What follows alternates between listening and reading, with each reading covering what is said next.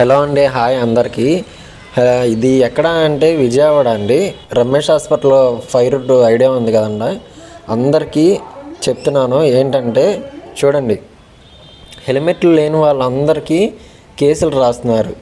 చూడండి, కంపల్సరీగా అది ఎవరైనా సరే, ఎంత పెద్ద అయినా సరే, అంత చిన్న అయినా సరే, ఒక 10 మంది 15 మంది ఉన్నారండి పోలీసులు, కానిస్టేబుల్ వాళ్ళు, వీళ్ళు ట్రాఫిక్ వాళ్ళు. అయితే ఏంటంటే, హెల్మెట్ అయితే తప్పనిసరిగా వాడండి. ఆ హెల్మెట్ వాడకపోయినా సరే జస్ట్ తీసుకుని అన్నా వెళ్ళండి, పెట్టుకోండి. ఎందుకంటే కంపల్సరీగా రాస్తున్నారు. మీరు ఒకవేళ హెల్మెట్ పెట్టుకోకపోయినా యాక్సిడెంట్ అయినప్పుడు మీకే కొంచెం ప్రమాదం అయితే ఉంటుంది. చాలా అంటే చాలా ప్రమాదం. హెడ్ ఇంజూరింగ్ అయిందంటే చాలా అంటే చాలా ప్రాబ్లం అవుతుందండి. ఒక్కొక్కసారి మెమరీ లాస్ కూడా అవ్వచ్చు యాక్సిడెంట్లు అయిన తర్వాత. అందుకనే హెల్మెట్ పెట్టుకొని వెళ్ళండి. ఎందుకంటే ఇప్పుడు చూడండి, కేసులు ఎలా రాస్తున్నారంటే, చిన్న అని లేదు, పెద్ద అని లేదండి. పెద్ద పెద్ద బండ్లు, రాయల్ ఎన్ఫీల్డ్ వచ్చినా సరే, చిన్న చిన్న బండ్లు వచ్చినా సరే రాస్తున్నారు కేసులు. కంపల్సరీగా మీరు ఏంటంటే హెల్మెట్ పెట్టుకోండి అండి.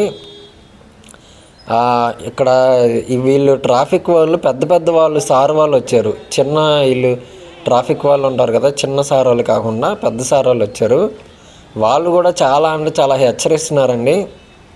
ఇదిగోండి చూడండి, ఇప్పుడే సార్ వచ్చారు. ఈయన సారు ఎవరంటే క్యాప్ పెట్టుకున్నారు కదా, ఆ క్యాప్ ఇప్పుడే వచ్చారు సార్ కారులో, ఈ వ్యాన్లోంచి. ఈ సార్ ఏంటంటే ఇప్పుడే పట్టుకున్నారండి, జస్ట్ వీళ్ళని ఇప్పుడే పట్టుకున్నారు. పేపర్స్ అన్నీ తీయమంటున్నారు. అయితే ఏంటంటే పేపర్స్ లేని వాళ్ళకి ఒక చలానా వేస్తున్నారు. అయితే లైసెన్స్ లేని వాళ్ళకి ఒక చలానా, హెల్మెట్ లేని వాళ్ళకి ఒక చలానా, అలా ఒక 10,000 రూపాయల వరకు వేస్తున్నారండి. చాలా అంటే చాలా జాగ్రత్తగా ఉండండి. డ్రైవింగ్ చేసేటప్పుడు డ్రైవింగ్ లైసెన్స్ ఉండాలి. దాని తర్వాత అట్లాగే 18 సంవత్సరాలు నిండి ఉండాలి. దాని తర్వాత ఆ ఇన్సూరెన్స్ పేపర్స్ అన్నీ క్యారీ చేసుకొని ఉంటేనే అప్పుడే మనం ప్రశాంతంగా రోడ్డు మీదకి రండి. ఓకేనా? చూడండి, అసలు అమౌంట్ కట్టిన తర్వాతనే వదులుతున్నారండి.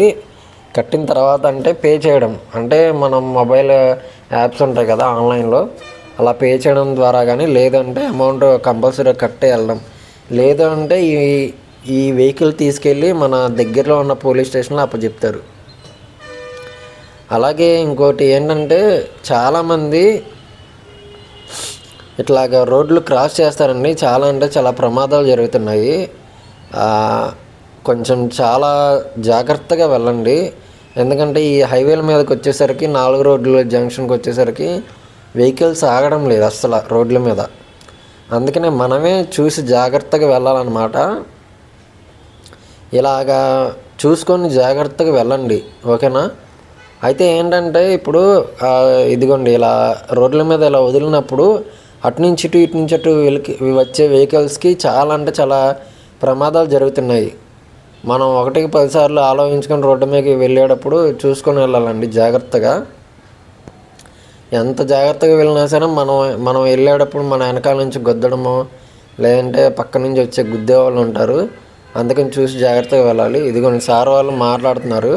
ఇట్లాగా వెహికల్స్లో పేపర్స్ గురించి అడుగుతున్నారు. దాని తర్వాత లైసెన్స్ అవన్నీ అడుగుతున్నారండి. లైసెన్స్ లేని వాళ్ళందరికీ చాలా అంటే ఒక 10,000 వరకు చలానా రాస్తున్నారు. వీళ్ళకి ఈ సార్ వాళ్ళు ఏంటంటే, ఇదిగోండి ఇప్పుడే ఒక వెహికల్ వచ్చిందండి. ఈ సార్ వాళ్ళు ఏంటంటే రోజుకి ఇంత టార్గెట్ అయితే ఉంటుందంట వెహికల్స్ మీద.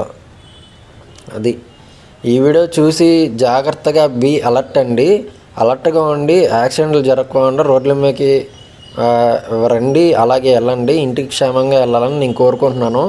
అలాగే నా వీడియో చూసే వాళ్ళందరూ ఒక లైకు, ఒక సబ్స్క్రైబ్ చేయండి. ఇలాగే మరిన్ని వీడియోలతో మీ ముందుకు వస్తాను. అట్లాగే మంచి మంచి వీడియోస్ కూడా అప్లోడ్ చేస్తాను. థ్యాంక్ యూ సో మచ్ అండి. ధన్యవాదములు.